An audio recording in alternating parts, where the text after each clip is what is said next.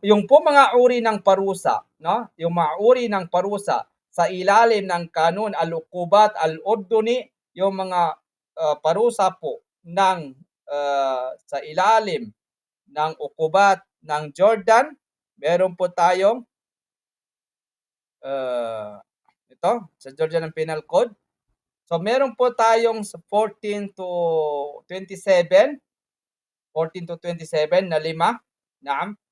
So, banggitin lang natin yung iba diyan, yung uqubatul jinaiya po, yan po yung mga mabibigat na parusa, yung major crimes. Anong halimbawa niyan?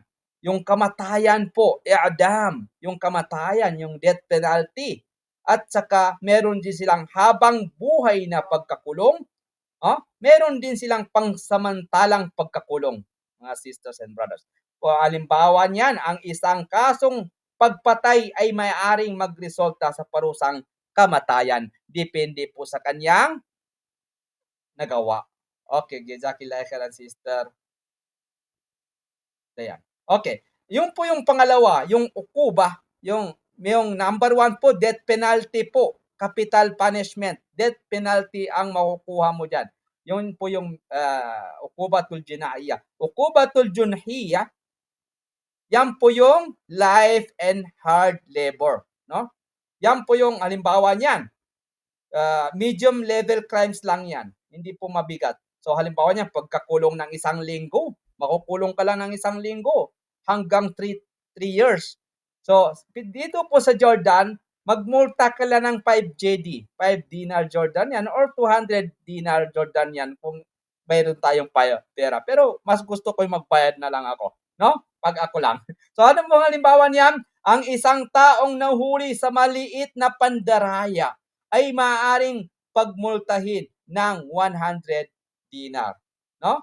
So, sa uqubatul takdiriya, sa petty offenses or minor violations, halimbawa niyang pagkakulong ng 24 oras hanggang 1 week or magmulta ka na lang ng 5 JD or 130 JD. Mura lang 'yon. So anong halimbawa niyan? Ang halimbawa po niyan, ang paglabag sa curfew ay maaaring humantong sa 24 hours na kulong o maliit na multa.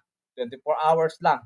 So hindi siya masyado mabigat yung temporary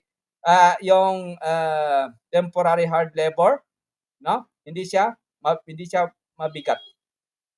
Okay. Yung sa Badal al-Islah al-Mujtamaiya, yung po yung community-based sanction, community service, 40 hours to 200 hours, no?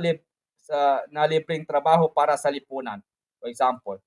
So, may 3 po kayong pipilian dito. Anong halimbawa niyan? Ang kabataang nagkasala ng minor theft ay maaaring hatulan ng community service imbis na ikulong po.